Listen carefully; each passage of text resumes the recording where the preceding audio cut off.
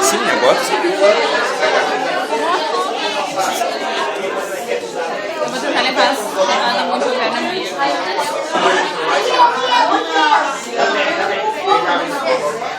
Porque todo mundo vai levar no time. A gente tá contando essa música. Sim.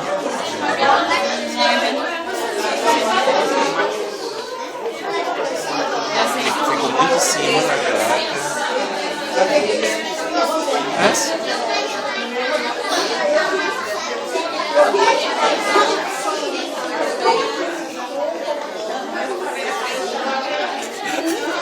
Não tem problema.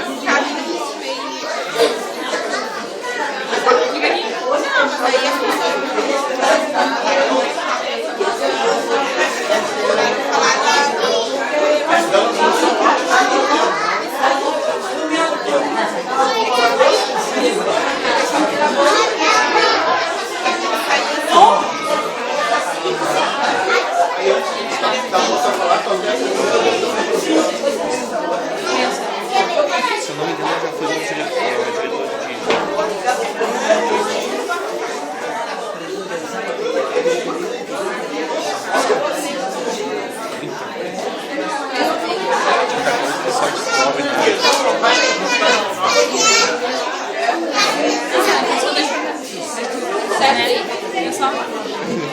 Decorou onde está o meu vídeo?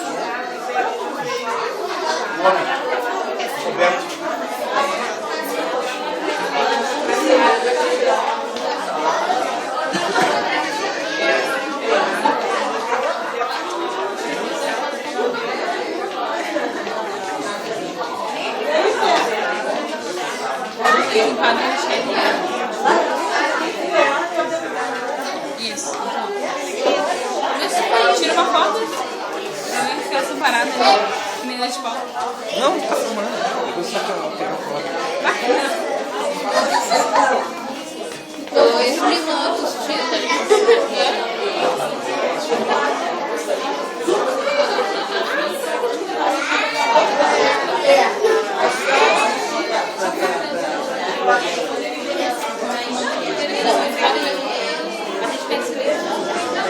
Ficha aí. Avisou ela que você vai pro site?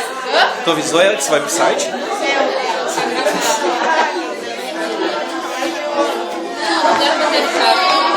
Depois vai pro CD, né? Sim. Ainda vai pro Depois CD. vai pro CD no final do ano.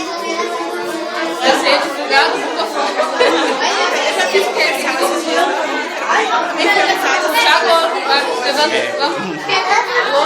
Não, lá no cantinho. Lá, ó, cuidado. Calma nessa hora.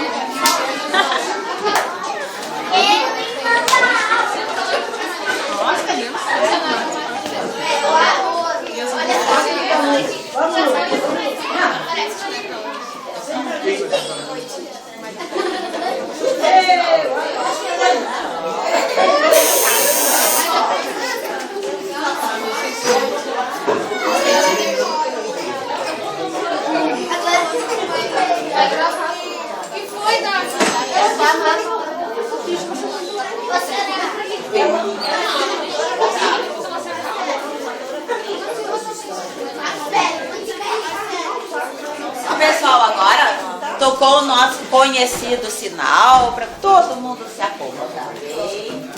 Certo? Vai começar.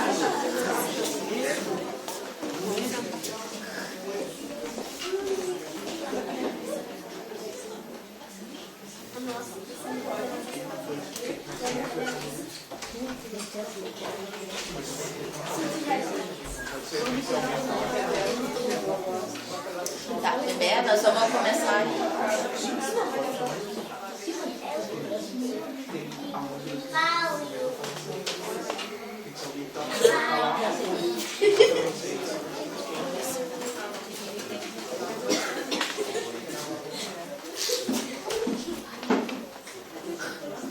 Boa tarde a todos. Boa tarde. Mais alto. Boa tarde!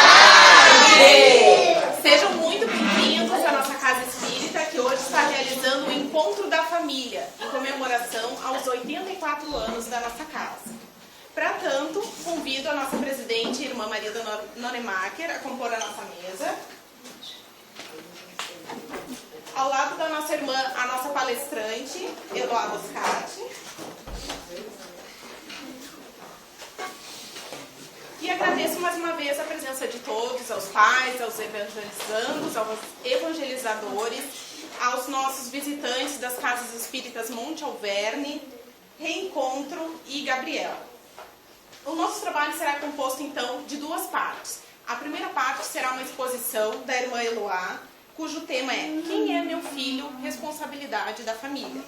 A segunda parte será, então, um momento de arte das crianças, com a colaboração dos evangelizadores, evangelizandos e demais trabalhadores da casa. Gostaria de dar para vocês um pequeno aviso antes de começar nossas atividades. Gostaria de pedir que todos desliguem os celulares ou coloquem no silencioso. Não é permitido também fumar nas dependências da nossa casa. Agora convido a nossa irmã, presidente, a fazer o momento da nossa prece. Como hoje é sábado, é dia da nossa aulinha, todo sábado nós fazemos a nossa prece para começar as atividades. Então, a abertura das nossas atividades, a gente faz sempre como? Cantando. Que música nós cantamos? Que música, Gustavo? Tá. Mas para abrir a prece, nós vamos cantar a musiquinha de sempre, que todo mundo sabe. Então, a primeira vez nós cantamos bem alto, bem forte. Depois a gente canta bem baixinho, tá? E depois a gente faz a prece acompanhando. Tá chegando gente. Né? Acompanhando as palavras que vão ser ditas em prece. Tá? Então vamos lá na nossa música. 1, 2, 3 e uma prece nos alegra, nos faz bem e nos ilumina o viver. Uma prece nos alegra, nos faz bem e nos ilumina o viver. Agora nós convidamos o tio Manuel para vir aqui à frente para proceder à prece de abertura.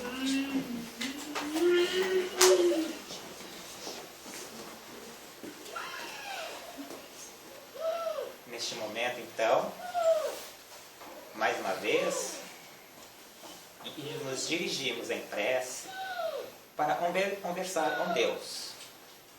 Para esse momento, então, nos preparamos para tal, mantendo o nosso pensamento distante das atribulações do nosso dia a dia, ficando bem calminhos e dizendo em palavras simples um grande agradecimento a Jesus, a Deus, por essa casa espírita, amparo dos sofredores, que tanto nos acolhe e nos oportuniza a nós, evangelizadores e colaboradores da casa, a acompanharmos as crianças, os jovens, os adolescentes, nesta caminhada e juntos fazemos.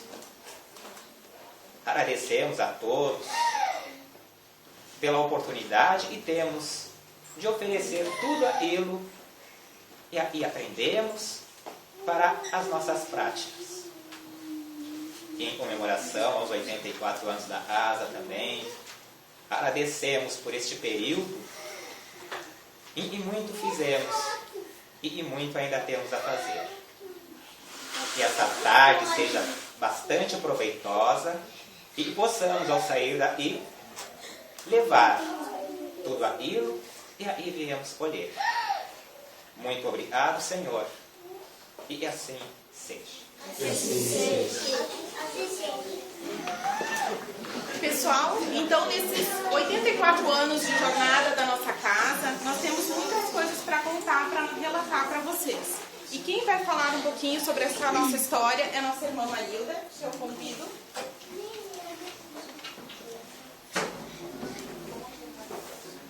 Bom, hoje todo mundo sabe, nós trabalhamos, hoje a nossa escolinha está de aniversário, a nossa sociedade espírita.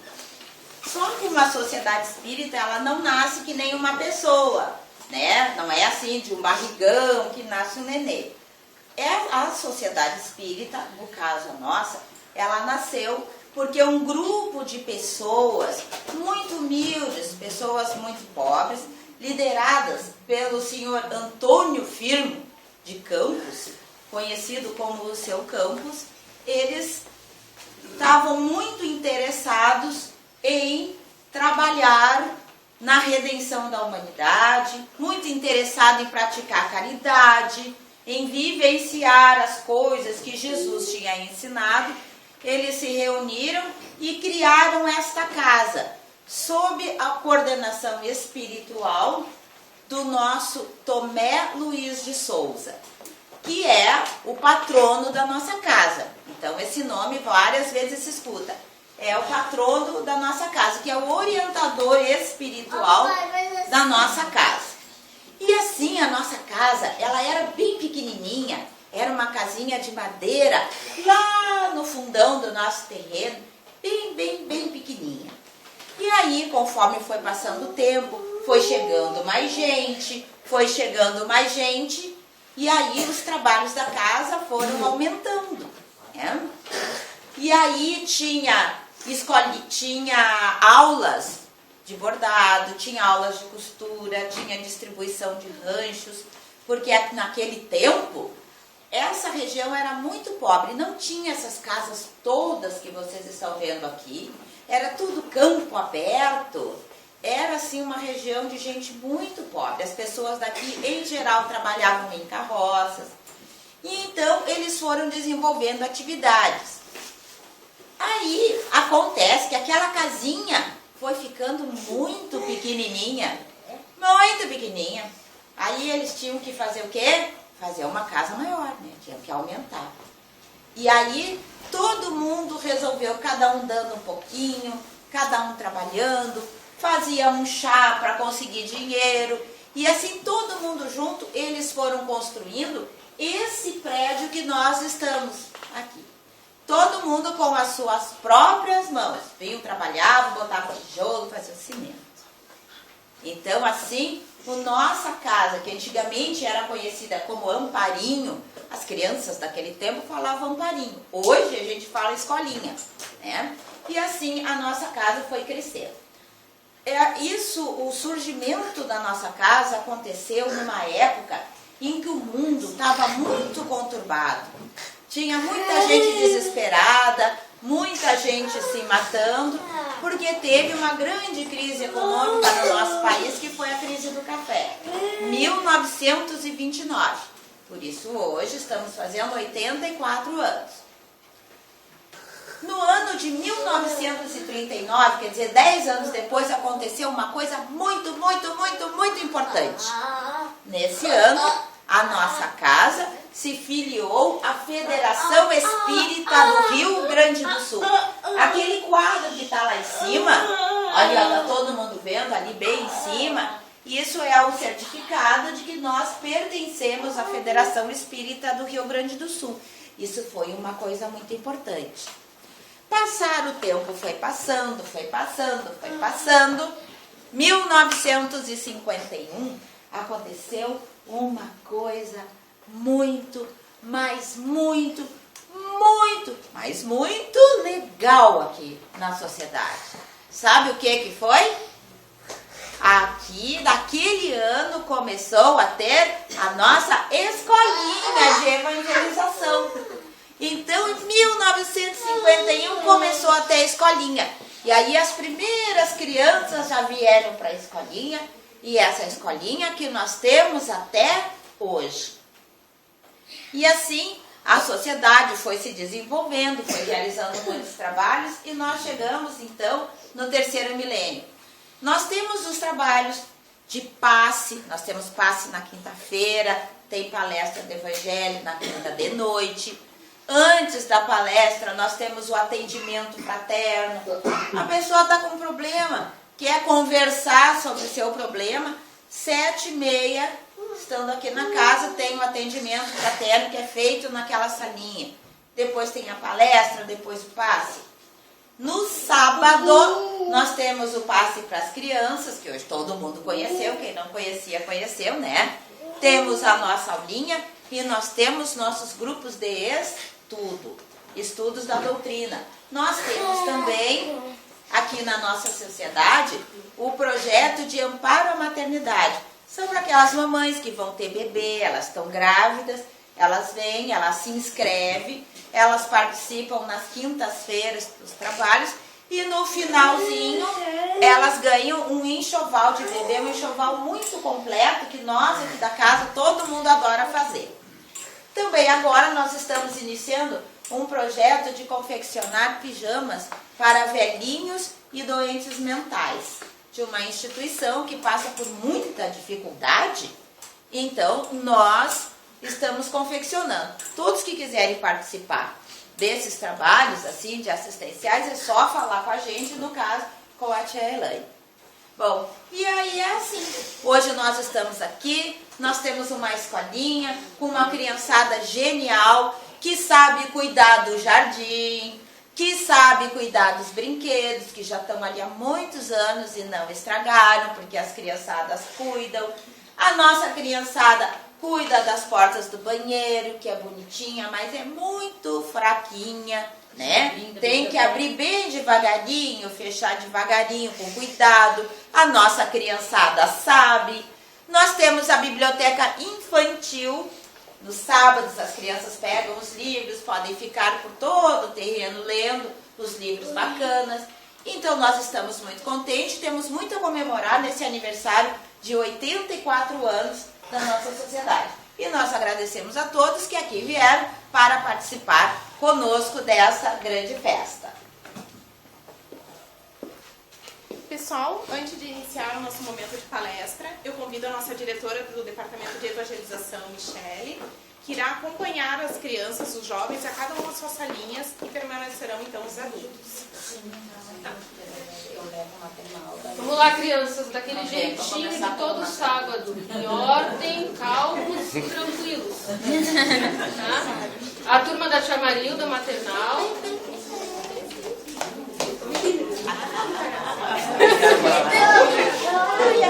Vem, Davi. Vem, Davi. Vem, Davi, vem. Deu o trem, Davi. Ô, Davi, tu vai perder o trem. Vem. O pai não pode entrar no trem, o pai é muito grande, não cabe no trem. Tu quer ir na frente, vamos fazer o trem. Ô, Davi, quer vir na frente junto com o Gustavo? Nós vamos para outra sala hoje. Porque tá chovendo, nós vamos para outra sala. Vamos fazer um trem. Aqui, ó, vamos fazer um trem duplo para ver se o trem não enlouquece muito. André, bota a mãozinha aqui e tu vê atrás do Davi, amor. Aqui, ó, vamos ver, aqui atrás do Davi. Vamos ver.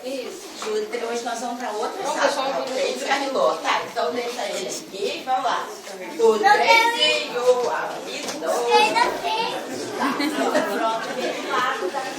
A turma da tia Priscila, turma do primeiro ciclo. Peraí, aguarda. São lindos. Por dentro são chiques. Por dentro.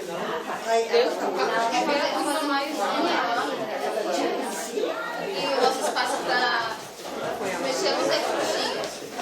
Pronto? Vamos com um monte. Vamos lá. Turma da tia Valdete, Pepe. Mas a turma da tia Valdete fica aqui, Pepe, acho que fica no salão. Tá.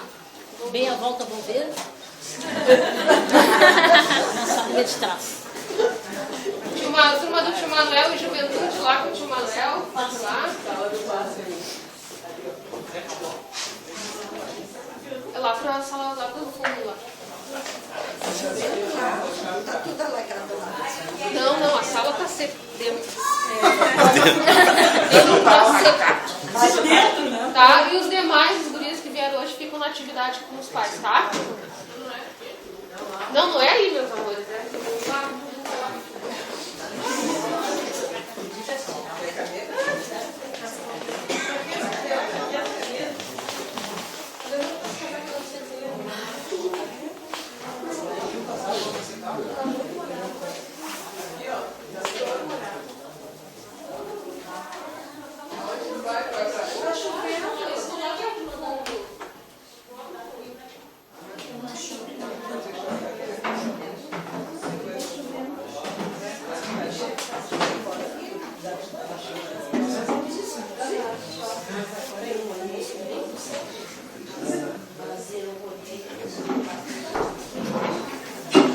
Boa tarde aos nossos visitantes.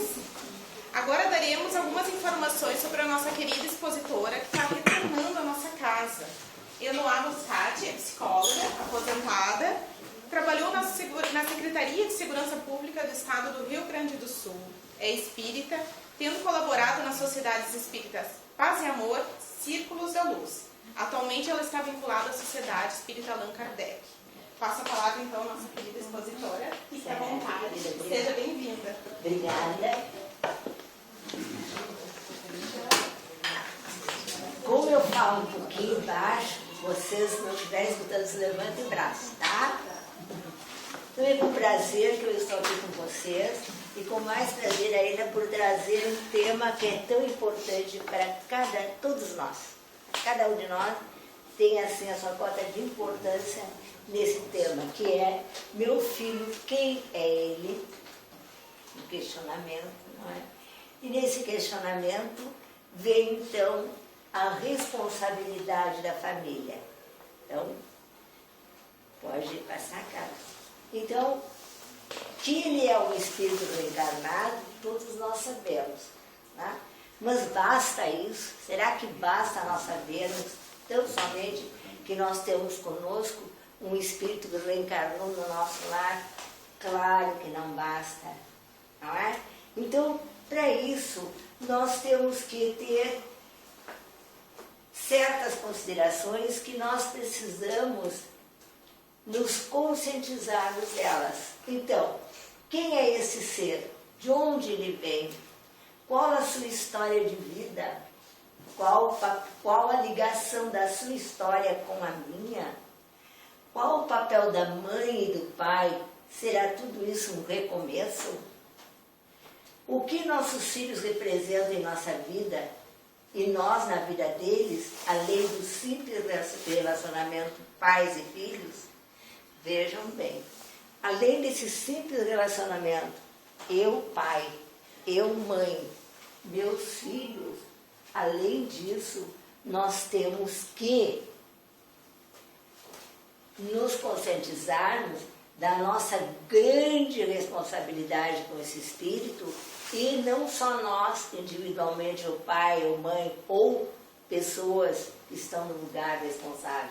Nós temos que também nos conscientizarmos e refletirmos que esse espírito tem uma história, e essa história está ligada à minha história. Tá?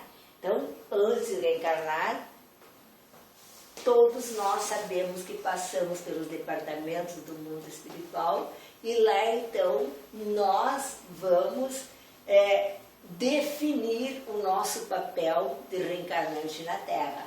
E é esta definição que nos concita a buscar saber mais. Pergunto a vocês, será que nós nos conhecemos? Não. A resposta é taxativa. Nós nos conhecemos? Não. Será que nós conhecemos quem está ao nosso lado? No sentido amplo de conhecer? Também sabemos que não. Porque nós nos surpreendemos com nós mesmos, não é? Quantas vezes nós, diante de uma situação, de uma circunstância, assim, mas como é que eu pude fazer isso? Como é que isso aconteceu comigo? Aconteceu. Por quê? Porque a gente ainda não se conhece. E se a gente não se conhece, a gente tem que caminhar junto, não é? A história da família, dos filhos, dos pais, das pessoas responsáveis, junto com aquele ser, para entendermos que ele veio de um lugar, nós também, de onde ele veio, e para onde nós estamos sendo preparados nesse plano Terra. Não é mesmo? Pode passar, Cláudia. Como espírito, cada criança, cada ser é único. Por que que ele é único? Ele é único porque ele, como espírito, ele é uma individualidade desde antes do seu reencarne. Por que individualidade antes do seu reencarne?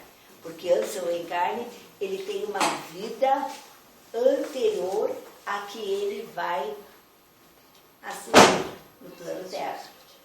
Né? Que ele vai vivenciar no plano Terra. E essa não é uma só, são muitas, muitas e muitas e muitas. Né? Então, por isso que essa caminhada não é complicada, não podemos dizer que é complicada, mas é um pouquinho mais difícil e a gente tem que pensar. Nesse pensar, o que é importante a gente definir? A gente chegar a um acordo, uma conclusão. Os pais apenas produzem o corpo físico dos filhos, da genética. Não o espírito ou a alma, ou a personalidade ou a individualização.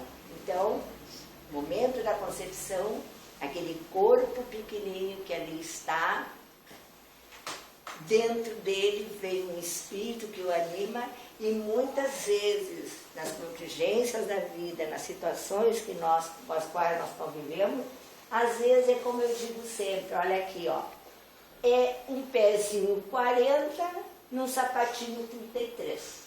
O que acontece com um pezinho 40 no sapatinho 33? É difícil, não é? Então ele tem a sua perturbação, ele tem essas contingências, essas situações, não é? Tudo muito dele, tudo muito pessoal dele, que a gente chama de personalidade. E essa personalidade, ela tem dois momentos. Um momento em que ela é hereditária. Nós herdamos, não é, das pessoas que conceberam todos aqueles fatores genéticos que formaram a nossa estrutura física. Mas, além desses fatores, nós trazemos também outros que formaram o nosso espírito, porque não é só de uma existência que nos conhecemos, é de muitas e muitas, aquela história que a gente falou, não é? Mas Deus é tão bom, a sabedoria é tão maravilhosa, que ela acrescentou outro aspecto na personalidade, tá? Que é o caráter. O caráter vai ter a colaboração dos fatores externos através da educação. Então, aqui o que vocês estão fazendo agora? Vocês estão se educando, não é? Através da evangelização para entender melhor e conduzir aquelas pessoas que lhes foram confiadas. É ou não é? É. Então, é isso que nós temos que aproveitar e entender a responsabilidade da família por aí. Pode passar, cara. Para a gente entender melhor, todo ser passa no seu crescimento físico, emocional, espiritual, intelectual, ele passa por dimensões e essas dimensões são vivenciadas através do processo educativo e da convivência permanente com aqueles que são mais chegados, pais responsáveis, e com a sociedade. Então, vejam bem, não é mais só a família, mas a sociedade também. Ele tem que se adaptar também à sociedade. E essa adaptação requer o quê?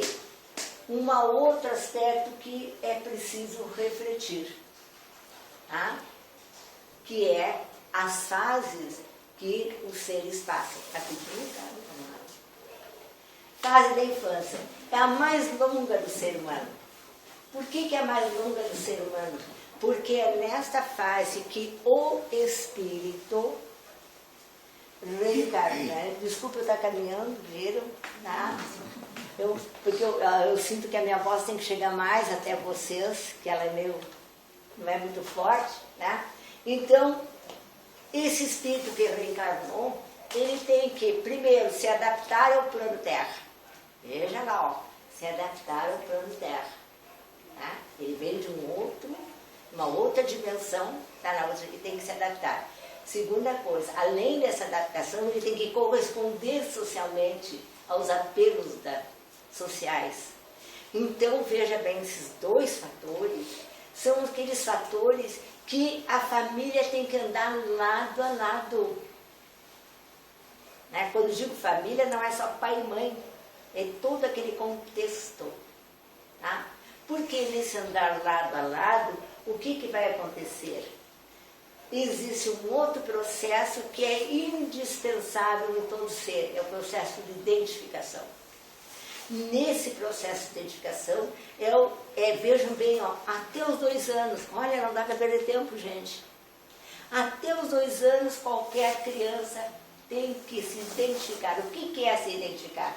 Ela tem que encontrar no outro que está ao lado dela todos aqueles elementos que ajudarão ela a se autoafirmar, ela dizer eu. Por isso, quando a gente fala com as crianças pequenininhas, antes de 2 anos, 1 ano, ele não diz eu, ele diz a Mariazinha, o Joãozinho, o Paulinho. Tá? Depois, quando ele começa a dizer eu, o seu espírito já deu aquele grito de que eu estou aqui. Tá? Então tem aquela fase que a criança às vezes sapateia, grita, né? Protesta, né? Porque ela quer, naquela fase que o seu espírito está vivendo, ela quer dizer, eu existo, me respeitem, façam isso, eu quero isso.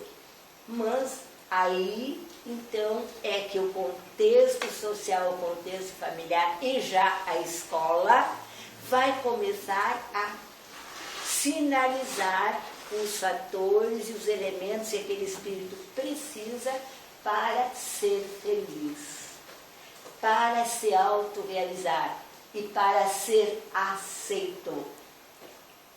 A coisa mais importante para alguém ser feliz, seja criança ou adulto, é se sentir aceito. E aí, minha gente, é que o negócio já fica mais difícil um pouquinho. Passando, Carlos, quanto tempo eu tenho? 1 hora. 1 hora. Ah, tá. Então, eu comecei que horas? 10 para os 4. Tá, então posso ir até 20 para 5 por aí, tá? Sem problema, então tá. Então vem uma outra fase que já não sapateio mais, não grito, eu existo, eu quero, eu não entendo por que estão fazendo isso. Vem uma outra fase que a gente chama adolescência. O que quer dizer adolescer? É crescer. Mas crescer não só em tamanho, porque aí ele já cresceu, quase já definiu o seu porte físico, continuará no seu porte, já está definido. Esguio, gordo, magro, narigudo, não narigudo, sei lá, né? Não tem importância. Desculpa a expressão que eu estou usando, não é uma expressão de desabono, mas uma expressão carinhosa, que é aquela expressão da que todos nós somos o que somos e nos valorizamos tudo o que fazemos. Né? Então aqui é que vem o problema do adolescente. Por que problema? Dizem que a adolescência é um problema. A adolescência não é um problema. Nenhuma fase da vida adulta jamais seria problema se tivesse vivenciado aquela fase anterior. Então, é do espírito, do conhecimento, do processo de individualização e do processo de sensibilização que caminham tudo junto, tá? Que qualquer pessoa, qualquer ser, qualquer espírito vai fazer o quê? Ele vai conquistar o seu espaço. Não é mais só o meu quarto em casa, os meus brinquedos, as minhas coisas, as minhas roupas, aquilo que eu quero, o meu hobby. Não é mais. Agora eu já como adolescente, eu estou inserido em um grupo, só que esse grupo me impõe o quê? Limites. Eu sou, mas o outro também é. Eu quero, mas o outro também quer. Eu preciso, mas o outro também precisa. O outro eu tenho limitações, mas o outro também tem limitações. Então vem aqueles valores, vejam bem, aqueles valores que não são colocados assim, ó, agora fulano já está mocinho, ela está com 12 anos, ele está com 13, com 14, então agora que ele vai aprender que existe um valor que se chama justiça. O que é o valor justiça? É saber que o outro tem, como ele, limitações e situações e circunstâncias e que ele precisa entender para que o outro também o entenda. E é um valor que mais grita nas pessoas. Quem não brada por justiça? Ah? Só que se bradar por justiça não é um bradar em grupos, como nós estamos vendo nesses últimos tempos, de protestos. Esse bradar é um bradar que tem que ser consciente. Se eu quero justiça, eu tenho que também ser justo. Se eu quero que me respeitem, eu tenho que aprender a respeitar o outro. Então, já é algo que não aconteceu agora, lá na infância, quando a criancinha tira o brinquedo do coleguinha e não quer devolver, vem o adulto, interfere e faz uma troca. Não é mesmo? Não é assim que a gente faz? O que acontece aí entre as duas pessoas? O adulto não pode chegar e dar umas palmadas na criança ou tirar simplesmente, não. O que o adulto vai fazer? Ele vai fazer um acordo. Então, é aquele momento da vida das pessoas que ela tem que saber negociar. Mas para isso ela tem que ter conhecimento. Aquele conhecimento que ela já recebeu lá na infância. Então, esse é um dos valores que a gente chama valor universal, justiça. Tem um outro que se chama verdade. Lá na infância, quantos pecados a gente comete com as criancinhas, não é? A gente não é verdadeiro e quer que ela está crescendo ali, vivenciando o meu exemplo, e depois eu exijo que ela seja honesta. Pequeninas coisas. Telefone tocou. Ah, diz que eu não estou. Alguém me cobra uma conta? Não dá. Aí a criancinha vai lá e diz, então ela cresceu, vejam bem, ela cresceu com aquele valor assim já, balançando. Claro que ela vai ter um momento que ela vai ter a tomada dela, mas na adolescência, onde tudo acontece, ela vai se tornar o quê? Rebelde. Vai ser um rebelde. Não é? Por quê? Porque ela vivenciou exemplos e que depois ela, no momento que ela terá que passar para o outro, ela balança, ela falha, ela falseia. Não é? Outro valor universal, aliás, antes do valor, que é o valor mais importante, que é o amor, justiça, verdade, amor, são valores universais, que a família põe, que a família incute naquele ser. Então, o valor verdade. O valor verdade é um valor que, a par do valor justiça, é um valor difícil de conviver com ele socialmente. Por quê? Porque nós temos aí o contexto político. O que é um contexto político? É um contexto de troca de informações e de, ao mesmo tempo, receber e dar. E além de receber e dar, transformar. Olha lá. Já não é tão fácil assim. Já não é um negociar como no brinquedinho que a gente negociava com o outro. Carrinha do fulano, eu te dou esse outro, tu entrega do fulano. Não é tão fácil assim. Então, o que ocorre aí no Valor Verdade? Valor Verdade já entra um processo de retomada íntima, de reforma das coisas que a gente conquistou antes e que grita dentro da gente naquilo que nós chamamos de consciência. Fulano fez errado, mas eu não vou fazer errado porque ele fez. Não, eu tenho que acertar. Fulano lesou outro e não aconteceu nada com ele, mas eu não vou lesar porque não aconteceu com ele, porque não está certo, não posso fazer isso. Né? A minha consciência me acusa. E esse valor, minha gente, cada vez mais na sociedade que nós estamos convivendo, é um valor que vem sido assim, ó. Ele vem sido assim, vamos dizer, mascarado, maquiado, é a palavra mais exata, maquiado, vai transformando, não é? Então, os grandes discursos, as palavras lindas, mas faça o que eu digo, mas não o que eu faço. Ah? Não provo nada, mas eu falei bonito, eu disse, prometi, não é? Então tem uma história muito interessante aí, do Evangelho, que era um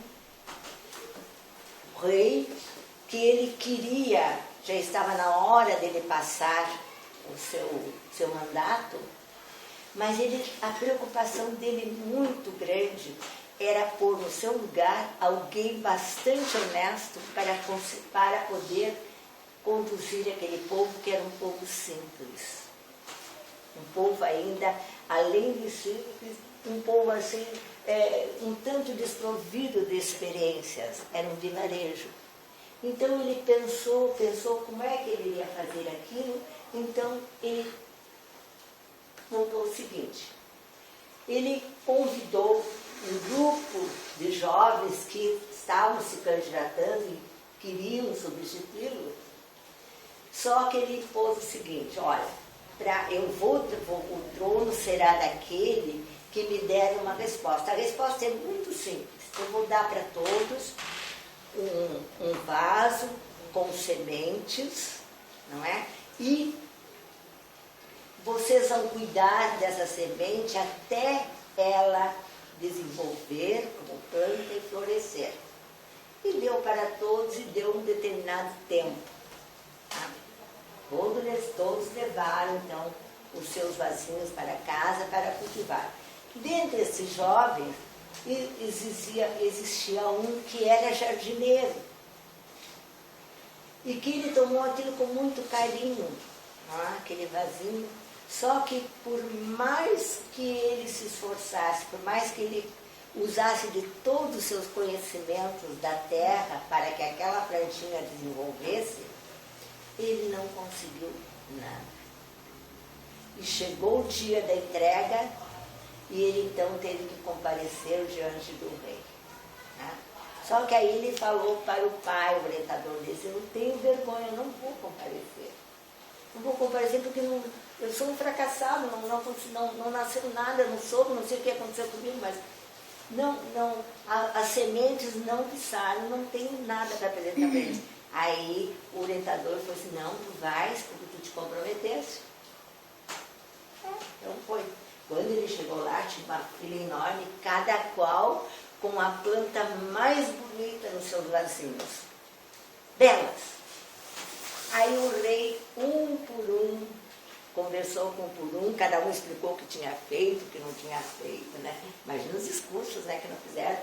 E quando chegou a vez de Levi muito envergonhado, de cabeça baixa, disse para o rei assim, pois é, infelizmente eu não soube cuidar da minha planta, não posso lhe apresentar. O que eu sabia, eu apliquei aqui, mas não consegui nada.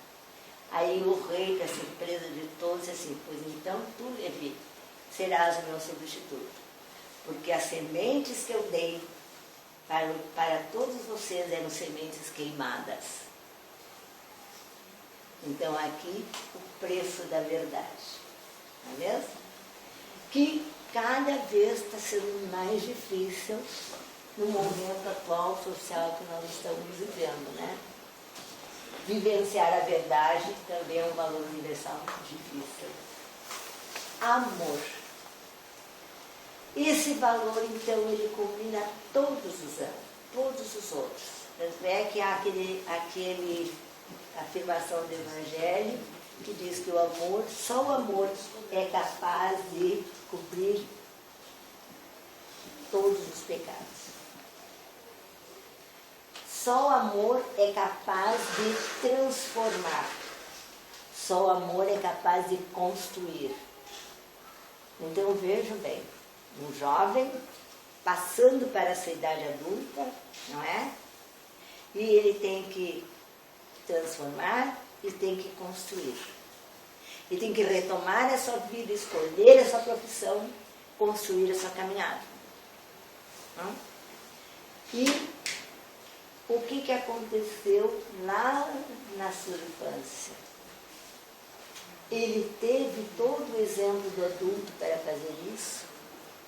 Ele teve oportunidade para construir, para realizar. Ele cultivou o valor justiça, ele soube, aprendeu a ser honesto e vivenciou a honestidade.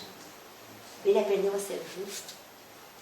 Ele aprendeu e dominou que é preciso ser verdadeiro, que quem não é verdadeiro não é justo nem honesto. Veja, um valor é consequência do outro. Então, por isso, minha gente, que a adolescência é aquela fase crítica.